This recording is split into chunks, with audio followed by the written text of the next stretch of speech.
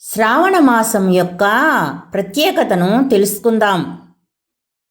శ్రావణ మాసం వచ్చిందంటే చాలు హైందవులు ఇంటింటా ఒక పండుగ వాతావరణం నెలకొంటుంది. పూజలు, నోములు, వ్రతాలు, ప్రతి ముత్తైదువు హడావిడిగా వ్రతం చేయడానికి ఆశపడుతూ ఉంటుంది. అందులోనూ శ్రావణ శుక్రవారాల సంగతి ఇక చెప్పనే అక్కర్లేదు. ఇంతకీ శ్రావణ మాసంలో వచ్చే శుక్రవారానికి ఎందుకంత ప్రాధాన్యము అంటే, అసలు శుక్రవారం అంటేనే ప్రేమ, దాంపత్యము, అందము వంటి వాటిని చిహ్నము. ఎందుకంటే ఈ వారానికి అధిపతి అయిన శుక్రుడు ఆయా లక్షణాలను ప్రభావితం చేస్తాడని విశ్వాసం. పైగా లక్ష్మీదేవికి సైతం శుక్రవారం అంటే చాలా ప్రీతికరం. కాబట్టి శుక్రవారం నాడు అమ్మవారిని కొలుచుకుంటే, ఆరాధిస్తే అటు అమ్మవారి అనుగ్రహము, గ్రహాల అనుకూల్యత సిద్ధిస్తాయి అని నమ్మకం. శ్రీ మహావిష్ణువు జన్మ నక్షత్రం కూడా శ్రవణ నక్షత్రము. చంద్రుడు ఈ నక్షత్రాన సంచరించే మాసం కూడా శ్రావణ మాసం. విష్ణుమూర్తి, మహాలక్ష్మి ఎంత అన్యోన్యంగా ఉంటారో ఈ మాసాన అమ్మవారిని కొలుచుకునే వారి యొక్క దాంపత్యం కూడా అంతే అన్యోన్యంగా ఉంటారు అని భావిస్తూ ఉంటారన్నమాట. సంపదకి అధిపతి అయినటువంటి లక్ష్మీదేవికి చంచలమైనది అని ఒక గుణాన్ని ఆపాదిస్తారు. ఈ మాటలో నిజం లేకపోలేదు. సంపద చేతిలో ఉంది కదా అని చులకనగా అజాగ్రత్తగా ఉంటే అది ఏదో ఒక రోజును చేజారిపోక తప్పదు. అందుకని సంపద, సౌభాగ్యాల పట్ల జాగ్రత్తని, ఎరుకను వహించి వాటిని తమకు అందించినటువంటి దైవం పట్ల కృతజ్ఞతని ప్రకటించే రోజులు శ్రావణ మాసపు తిథులు. శ్రావణ మాసం అమ్మవారికి ఇష్టమైన నెల కాబట్టి ఈ మాసంలో పౌర్ణమికి ముందుగా వచ్చే శుక్రవారం నాడు వరలక్ష్మీ పూజను చేసుకుంటారు. అమ్మవారిని వరాలిచ్చే తల్లిగా భావించి కొలుచుకుంటారు. కాబట్టి ఆమెను వరలక్ష్మి రూపంలో పూజించుకుంటారు. ఆ రోజున ఏదన్నా ఇబ్బంది వస్తుందనేవారు మొదటి శుక్రవారం నాడే వరలక్ష్మి వ్రతాన్ని జరుపుకుంటారు. ఈ వ్రత విధానాన్ని సాక్షాత్తు ఆ పరమేశ్వరుడే పార్వతీదేవికి అందించాడని పురాణాలు పేర్కొంటున్నాయి. శ్రావణ మాసంలో మగవారంతా పొలం పనులలో తీరిక లేకుండా గడుపుతూ ఉంటారు. ఆ సమయంలో ఆడవారికి తమకు ఇష్టమైన నోములు, పూజలు, వ్రతాలు చేసుకునేందుకు కావలసినంత సావకాశము లభిస్తుంది. పురుష ప్రధానంగా సాగే హైందవ క్రతువులలో ఆడవారు పూజలు చేసుకునే అవకాశం బహుశా ఎక్కువగా శ్రావణ మాసంలోనే ఎక్కువగా చిక్కుతుందేమో.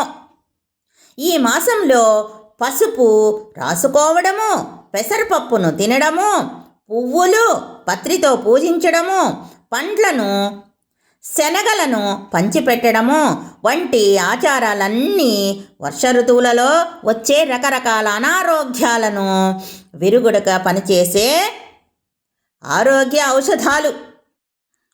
పూజలు, వ్రతాలు, పేరెంటారు, వాయనాలు వీటన్నిటి వల్ల సామాజిక బంధాలు మెరుగుపడతాయి అనడంలో ఎటువంటి సందేహమూ లేదు. మరి ఇన్ని విశేషాలు ఉన్న శ్రావణ శుక్రవారాలు నిజంగా విశిష్టమైనవే కదా. కాబట్టి శ్రావణ శుక్రవారము అంటే మనకు అంత అభిమానము, అంత నమ్మకము. నోములు, వ్రతాలు అనగానే స్త్రీలు చేసేది అనే అభిప్రాయం కలుగుతుంది ఎవ్వరికైనా. ఈ మాట కొంతవరకు నిజం. ఎక్కువగా వ్రతాలు చేసేది మహిళలే. వారికి ప్రతి అవసరానికి ఒక వ్రతమో ఒక నోమో ఇవన్నీ కూడా సిద్ధంగా ఉంటాయి. వ్రతాలు చాలా వరకు స్కాంద పురాణాంతర్గతమైనవి. సాధారణంగా ఆడవారు చేసే పూజలు, వ్రతాలు, నోములు చాలా వరకు ఐదవతనం కోసము అయి ఉంటాయి. కొన్ని మాత్రము పిల్లలు కావాలనే పుత్ర సంతానం కోసము, పిల్లలు బాగుండాలనో వారి భవిష్యత్తు ఉజ్వలంగా ఉండాలనో చేయడం జరుగుతుంది.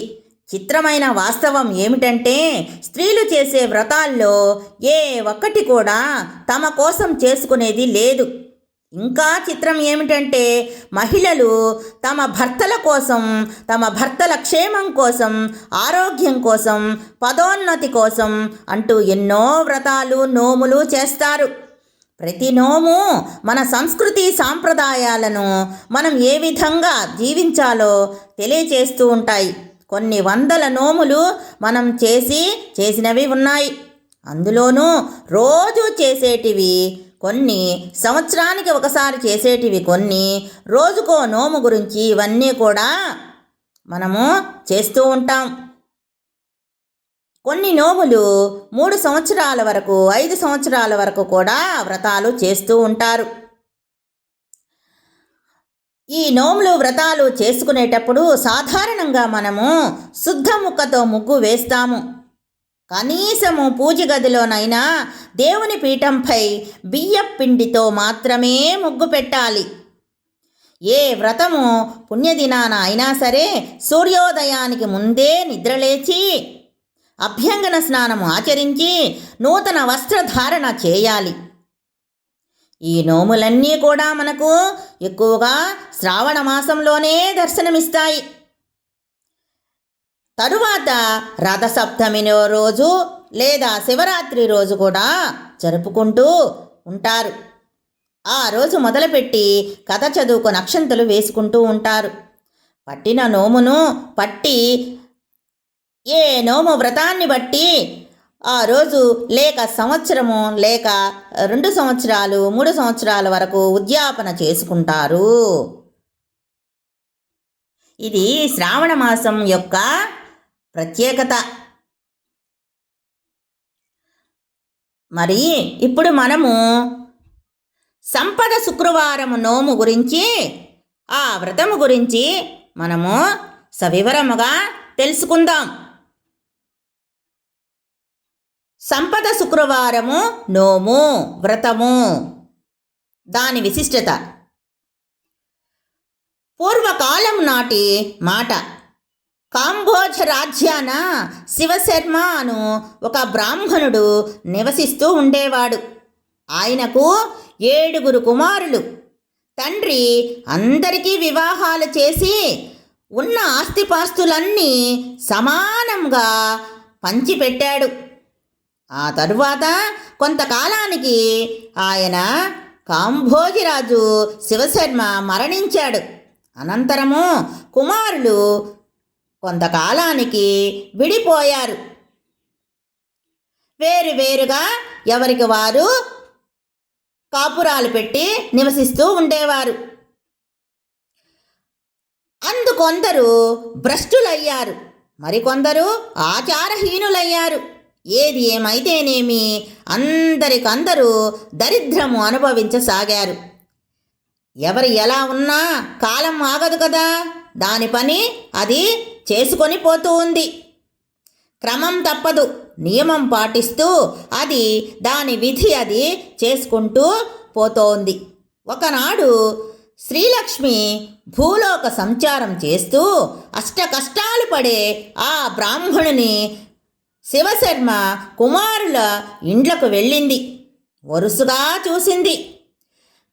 అక్కడ వారి ఇండ్లలో పెద్ద కోడలు పద్మ పాచి పని చేయక జుట్టు విరబోసుకొని కూతురుకు తలలో పేలు చూస్తూ ఉంది.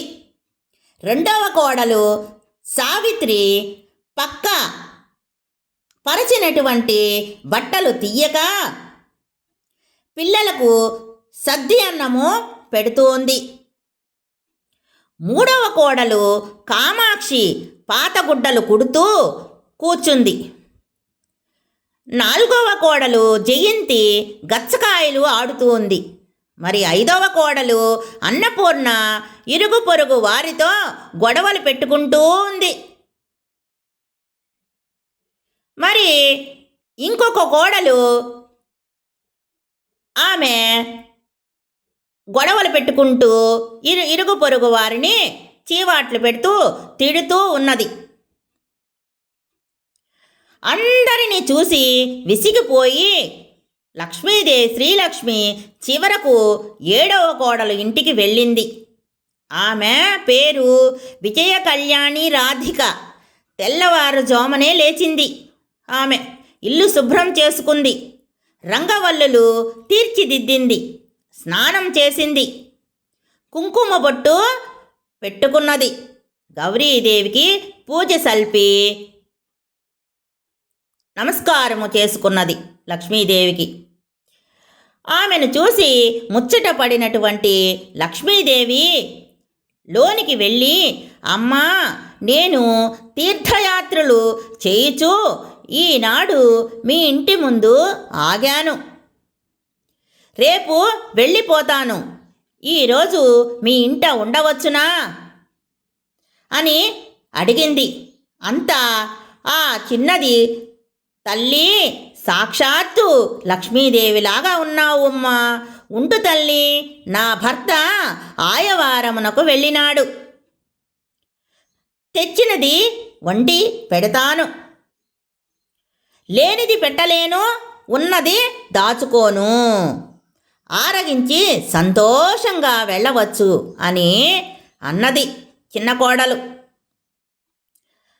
అయితే లక్ష్మీదేవి పరమానంద భరితురాలై ఆమెకు పవిత్ర అక్షతలు ఇచ్చి, అమ్మా, ఈ అక్షంతలు వీటిని నువ్వు తలపై శిరస్సున వేసుకొని నీ పనులు చేసుకో అంతే అని చెప్పినది.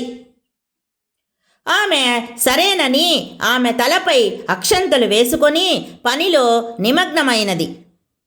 భర్త ఆనాడు అనుకోకుండా ఎన్నో పదార్థాలు ఇంటికి తెచ్చాడు. ఆయన ఇదివరకు ఆయవారానికి వెళ్ళినప్పుడల్లా కొంచెం కొంచెంగా తెచ్చేవాడు.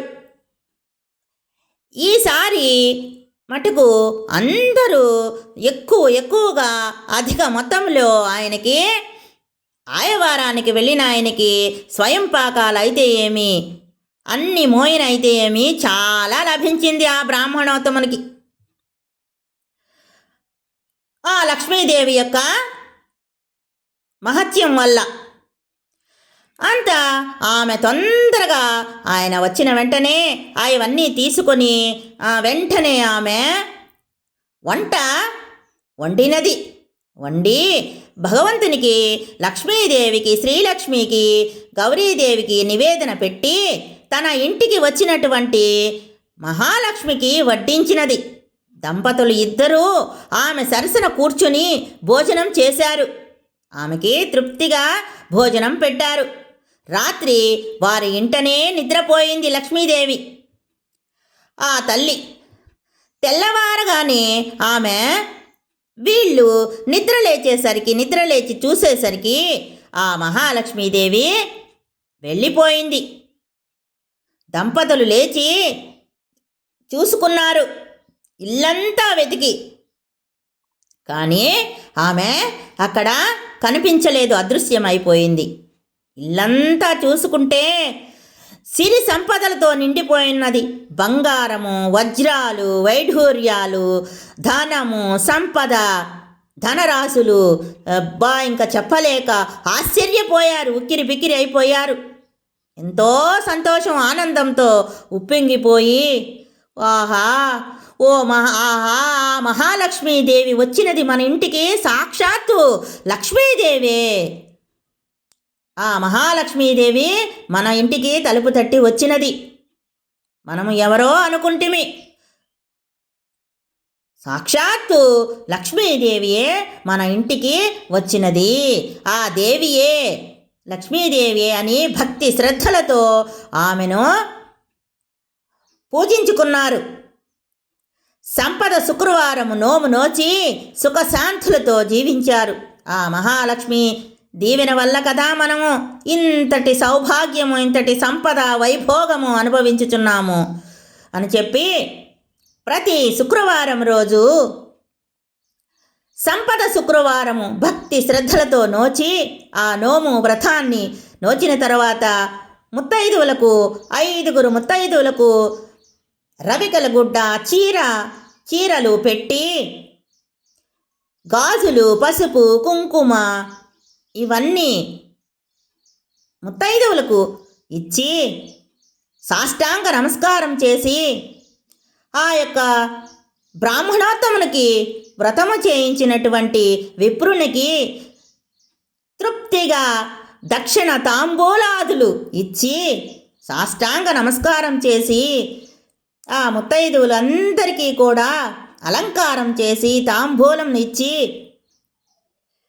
భోజనము పెట్టి సంతుష్టురాల్ని చేసింది.